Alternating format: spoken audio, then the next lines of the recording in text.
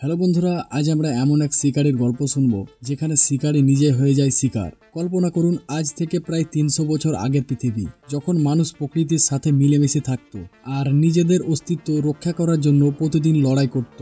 সেই সময়ে আমেরিকার বিস্তীর্ণ প্রান্তরে, যেখানে সভ্যতার আলো পৌঁছায়নি, সেখানে প্রকৃতির বুকে বাস করত কোমাঞ্চি নামক এক আদিবাসী জাতি। তারা ছিল প্রকৃতির সন্তান আর শিকার ছিল তাদের জীবন ধারণের মূল ভিত্তি। কিন্তু কি হবে যখন সেই শান্ত প্রকৃতিতে পা রাখে এমন এক শিকারী যা পৃথিবীর নয়, যার কাছে রয়েছে এমন প্রযুক্তি ও শক্তি যা মানুষের কল্পনার বাইরে।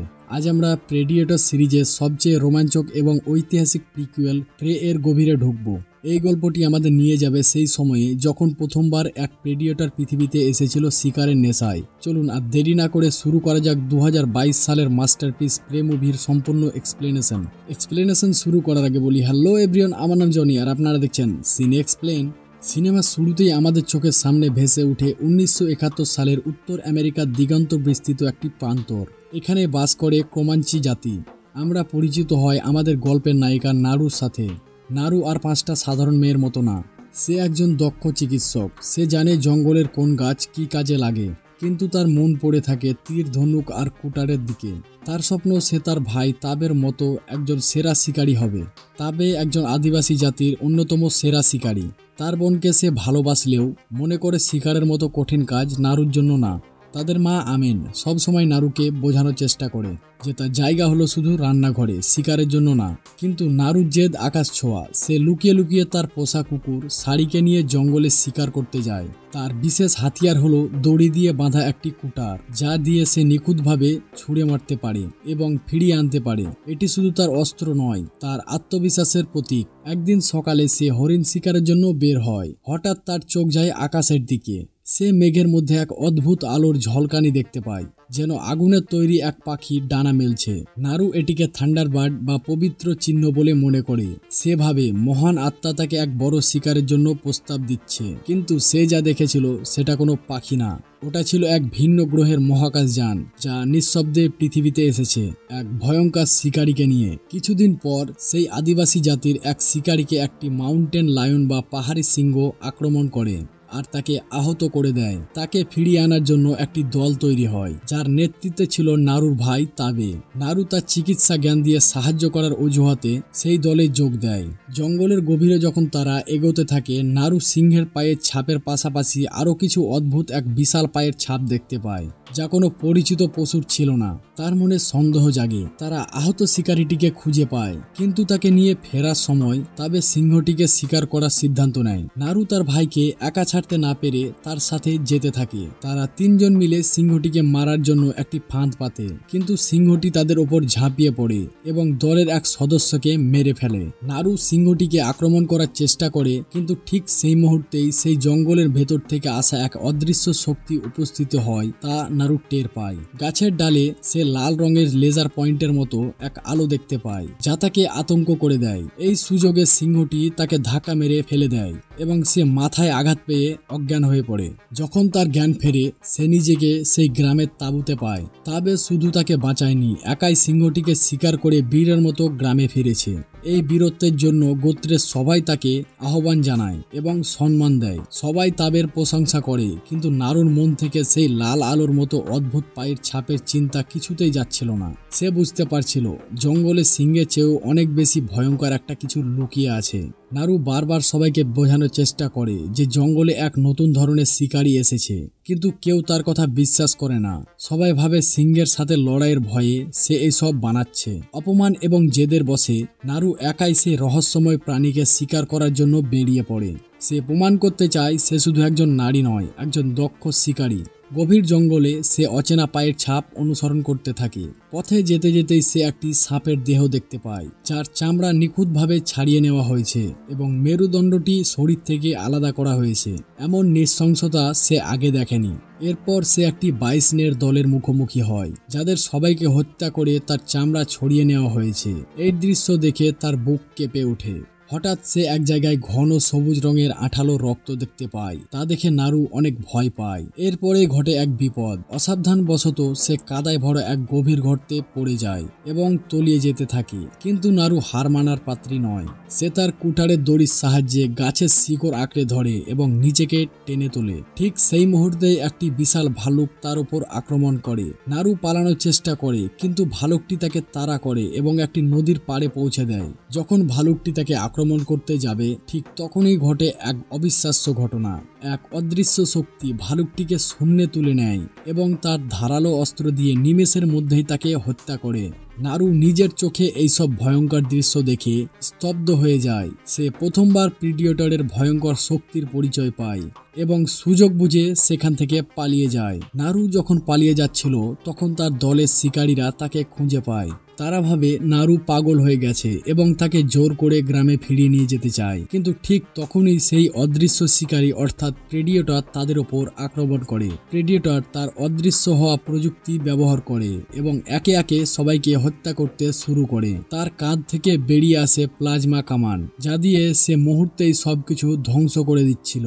নারু এই ভয়াবহ দৃশ্য দেখে কোনো মতে পালিয়ে যাওয়ার চেষ্টা করে, কিন্তু ফরাসি পশম ব্যবসায়ীদের পাতা একটি লোহার ফাঁদে তার পা আটকে যায় এবং সে ধরা পড়ে যায়। এই ফরাসি ব্যবসায়ীরা প্রিডিয়েটরের অদ্ভুত কার্যকলাপ লক্ষ্য করছিল এবং তাকে ধরার চেষ্টা করছিল। তারা নারুকে তাদের ক্যাম্পে নিয়ে যায় এবং সেখানে গিয়ে সে দেখে তার ভাই তাবেকেও তারা বন্দি করে রেখেছে।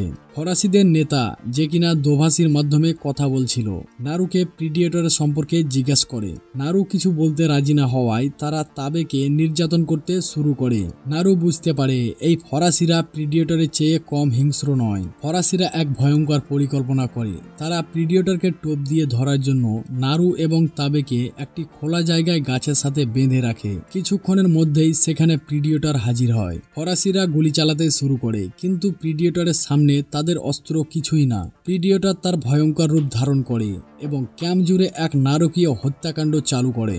সে তার ধারালো ব্লেড, স্মার্ট ডিস্ক এবং প্লাজমা কামান দিয়ে ফরাসি শিকারীদের কচুকাটা করে কাটতে থাকে। এই বিশৃঙ্খলার সুযোগে তাবে এবং নারু নিজেদের মুক্ত করে। নারু তার শাড়িকে খুঁজে বের করে এবং পালাতে গিয়ে রাফায়েলের নামক এক ফরাসি দোভাষীকে খুঁজে পায়, যার একটি পা প্রিডিয়েটরের আক্রমণে বিচ্ছিন্ন হয়ে গেছে। রাফায়েল নারুর কাছে তার জীবনের ভিক্ষে চায় এবং তাকে একটি ফ্লিনটল পিস্তল দিয়ে বলে যে এটি ব্যবহার করা খুব সহজ। এর বিনিময়ে সে চিকিৎসা চায়। নারু তার চিকিৎসা জ্ঞান কাজে লাগিয়ে একটি বিশেষ কমলা রঙের ফুল তার ক্ষত স্থানে লাগিয়ে দেয়। এই ফুলটি রক্তপাত বন্ধ করার পাশাপাশি শরীরের তাপমাত্রাও কমিয়ে দেয়। ঠিক তখনই প্রিডিয়েটর সেখানে চলে আসে, কিন্তু নারু অবাক হয়ে লক্ষ্য করে যে প্রিডিয়েটর আহত রাফেলকে দেখতে পাচ্ছে না, কারণ তার শরীরের তাপমাত্রা কমে গিয়েছিল।